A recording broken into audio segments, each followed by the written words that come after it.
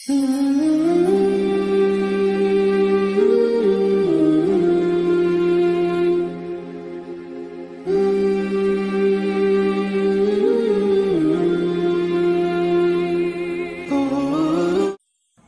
व नुसल्ली अला रसूलिल करीम अम्मा बाद। किस्त नंबर 6 गुजर चुकी है। किस्त नंबर 7 पहले था कि नेक औरत इंतखाब की बुनियाद। अब इज़्दिवाजी ज़िंदगी के दो रंग, इज़्दिवाजी ज़िंदगी के 2 रंग कौन कौन से हैं?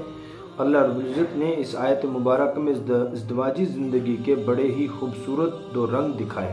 मियाँ बीवी की ख़ुवानी मोहब्बत उल्फत में गुजरती है, और जब ये दोनों बुढ़ापे की दहलीज पर पहुँचते हैं तो इनकी इज़्दिवाजी ज़िंदगी का बंधन कमज़ोर नहीं होता, बल्कि उम्र के बढ़ने से, चेहरा का रंग बदलने से, बुढ़ापा तारी हो जाने से, जिस्म के बोझल हो जाने से और शोहर की आमदनी कम होने से, शोहर के अहदा मनसब से रिटायर होने से मोहब्बत और उल्फत में कमी नहीं आती, बल्कि ये मोहब्बत बढ़ते बढ़ते शफ़क़त की शक्ल इख्तियार कर लेती है।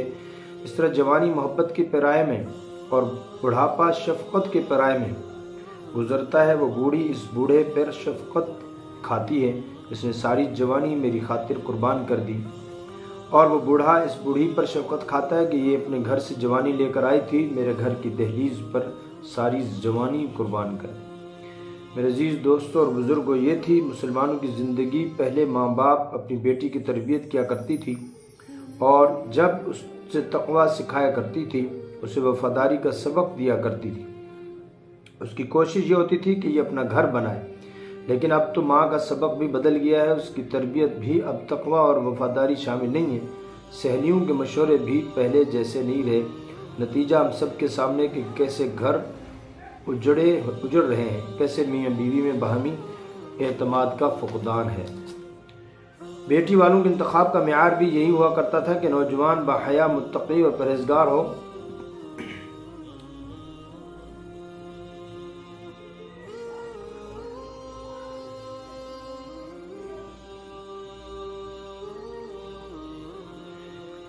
फरमाया इसकी तबीयत में ज़िम्मेदारी का एहसास हो, नरम और हलीम हो, क्योंकि इन खूबियों का हामिल मर्द ही अपनी बीवी के साथ खुशियों भरी ज़िंदगी गुजार सकता है।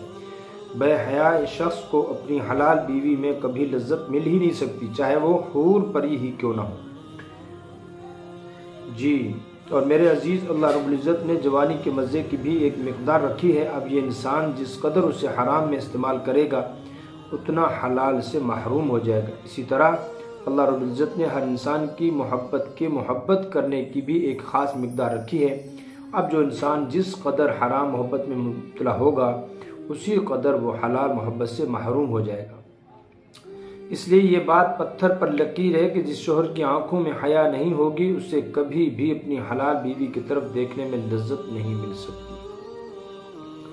बहुत ज़रूरी है मेरे अजीज़ दोस्तों और बुज़ुर्गों कि हम अपनी नज़र की हिफाजत करें। फरमाया बहुत दफ़ा ऐसा होता है कि हकीमों और डॉक्टरों के पास जाते हैं अपनी जिस्मानी और शहवती कमज़ोरी को दिखाने के लिए, और उनसे दवाइयाँ लेती हैं। जहाँ तक इसके साथ ताल्लुक़ है, वो इंसान के ज़हनी तौर पे अपनी घर वाली तरफ तैयार रहने के अंदर है। अगर ज़हनी तौर पे ये तैयार है तो फिर इसको कोई चीज़ इसे कमज़ोर नहीं कर सकती। अल्लाह ताला दोनों की ज़रूरतों को, शहवत और ख्वाहिश को पूरा करेंगे। लेकिन अगर बदनज़री आम हो गई तो ये डॉक्टर हकीमों से इसका इलाज होने वाला नहीं है, जहन में रखिएगा। और फरमाया कि ये बदनज़री से आदमी गैर को अच्छा समझता है, अपनी को बेकार समझता है। तो इसलिए नज़र की हिफाजत करें, सारी ज़िंदगी का सुकून पाए। आज सुकून इसलिए छिन चुका है कि हम अपनी हया खो बैठे। अल्लाह ताला हम सब को हया वाली ज़िंदगी नसीब फरमाए।